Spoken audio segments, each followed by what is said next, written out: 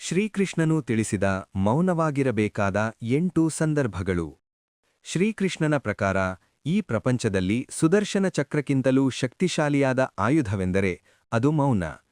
ಎಲ್ಲಿ ಮಾತನಾಡಬೇಕು ಎಂದು ಕಲಿಯಲು ನಮಗೆ ವರ್ಷಗಳೇ ಬೇಕಾಗಬಹುದು, ಆದರೆ ಎಲ್ಲಿ ಮೌನವಾಗಿರಬೇಕು ಎಂದು ತಿಳಿಯದ ಕಾರಣ ಜೀವನದಲ್ಲಿ ಅನೇಕ ಸಮಸ್ಯೆಗಳನ್ನು ಎದುರಿಸುತ್ತೇವೆ.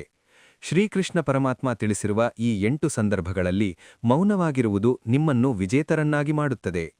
1. ಅತಿಯಾದ ಕೋಪ ಬಂದಾಗ. ಕೋಪದಲ್ಲಿದ್ದಾಗ ಮೆದುಳು ಮತ್ತು ನಾಲಿಗೆಯ ನಡುವಿನ ಸಂಪರ್ಕ ತಪ್ಪಿಹೋಗುತ್ತದೆ.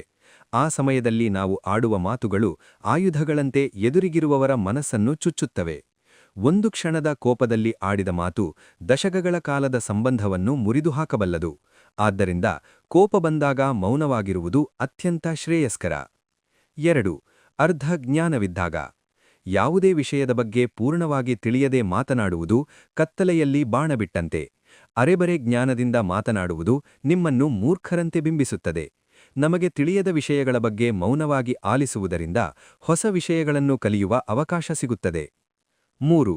ನಿಮ್ಮ ಮಾತುಗಳಿಗೆ ಬೆಲೆಯಿಲ್ಲದ ಜಾಗದಲ್ಲಿ. ಕಿವುಡರ ಮುಂದೆ ಕಿನ್ನರಿ ಬಾರಿಸಿದಂತೆ ನಿಮ್ಮ ಮಾತುಗಳನ್ನು ಗೌರವಿಸದವರ ಮುಂದೆ ಎಷ್ಟೇ ಹೇಳಿದರೂ ವ್ಯರ್ಥ. ಅಂತಹ ಕಡೆ ವಾದ ಮಾಡುವುದಕ್ಕಿಂತ ಮೌನವಾಗಿ ಅಲ್ಲಿಂದ ಹೊರಡುವುದು ನಿಮ್ಮ ಆತ್ಮಗೌರವಕ್ಕೆ ಒಳ್ಳೆಯದು. ನಿಮ್ಮ ಮೌನವೇ ಅವರಿಗೆ ನೀಡುವ ಅತ್ಯುತ್ತಮ ಉತ್ತರ. 4. ಯಾರಾದರೂ ನಿಮ್ಮನ್ನು ಅವಮಾನಿಸಿದಾಗ. ಯಾರಾದರೂ ನಿಮ್ಮನ್ನು ನಿಂದಿಸುತ್ತಿದ್ದಾರೆ ಎಂದರೆ ಅವರು ತಮ್ಮೊಳಗಿನ ನಕಾರಾತ್ಮಕತೆಯನ್ನು ನಿಮ್ಮ ಮೇಲೆ ಸುರಿಯುತ್ತಿದ್ದಾರೆ ಎಂದರ್ಥ.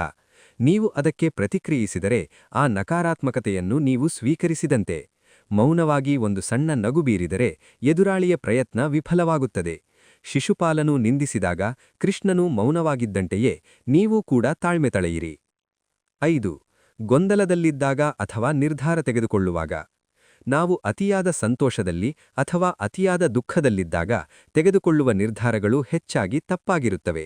ಮನಸ್ಸು ಗೊಂದಲದಲ್ಲಿದ್ದಾಗ ಮೌನವಾಗಿರುವುದರಿಂದ ಆಲೋಚನೆಗಳು ಸ್ಥಿರವಾಗುತ್ತವೆ. ಆ ಪ್ರಶಾಂತ ಮೌನದಲ್ಲಿ ಮಾತ್ರ ಅಂತರಾತ್ಮದ ಧ್ವನಿ ಕೇಳಿಸುತ್ತದೆ. ಯಾರು ಇತರರ ಬಗ್ಗೆ ಚಾಡಿ ಹೇಳುವಾಗ. ಬೇರೆಯವರ ಬಗ್ಗೆ ಕೀಳಾಗಿ ಮಾತನಾಡುವುದು ಅಧರ್ಮ. ಅಂತಹ ಚರ್ಚೆಗಳಲ್ಲಿ ಭಾಗವಹಿಸುವುದರಿಂದ ನಿಮ್ಮ ಮನಸ್ಸೂ ಕೂಡ ಕಲುಷಿತವಾಗುತ್ತದೆ. ಇತರರ ತಪ್ಪುಗಳನ್ನು ಹುಡುಕುವ ಬದಲು ಮೌನವಾಗಿರುವುದರಿಂದ ನೀವು ಪಾಪದಿಂದ ದೂರವಿರಬಹುದು. 7. ನಿಮ್ಮ ಗುರಿ ಮತ್ತು ಯೋಜನೆಗಳ ಬಗ್ಗೆ. ನೀವು ಏನಾದರೂ ಸಾಧಿಸಬೇಕು ಎಂದು ನಿರ್ಧರಿಸಿದಾಗ ಆ ವಿಷಯವನ್ನು ಎಲ್ಲರಿಗೂ ಹೇಳಬೇಡಿ. ನಿಮ್ಮ ಶ್ರಮ ಮೌನವಾಗಿರಲಿ, ನಿಮ್ಮ ಯಶಸ್ಸು ಪ್ರಪಂಚಕ್ಕೆ ಕೇಳಿಸಲಿ. ಗುರಿ ಮುಟ್ಟುವ ಮೊದಲೇ ಪ್ರಚಾರ ಮಾಡಿದರೆ ನಿಮ್ಮ ಶಕ್ತಿ ಕುಂದುತ್ತದೆ. 8. ಆಧ್ಯಾತ್ಮಿಕ ಸಾಧನೆಯ ಸಮಯದಲ್ಲಿ. ದೇವರನ್ನು ಅಥವಾ ನಿಮ್ಮನ್ನು ನೀವು ಅರಿಯಲು ಮೌನವೇ ಏಕೈಕ ಮಾರ್ಗ. ಹೊರಜಗತ್ತಿನ ಗದ್ದಲವನ್ನು ನಿಲ್ಲಿಸಿ ದಿನಕ್ಕೆ ಕನಿಷ್ಠ 10 ನಿಮಿಷ ಮೌನವಾಗಿ ಕುಳಿತುಕೊಳ್ಳಿ. ಅಂತಹ ನಿಶ್ಶಬ್ದದಲ್ಲಿ ಮಾತ್ರ ದೈವಶಕ್ತಿಯ ಅನುಭವವಾಗುತ್ತದೆ. ಮೌನ ಎಂದರೆ ದೌರ್ಬಲ್ಯವಲ್ಲ, ಅದು ವಿವೇಕದ ಸಂಕೇತ. ನಾಲಿಗೆಯನ್ನು ಗೆದ್ದವನು ಇಡೀ ಜಗತ್ತನ್ನೇ ಗೆಲ್ಲಬಲ್ಲ.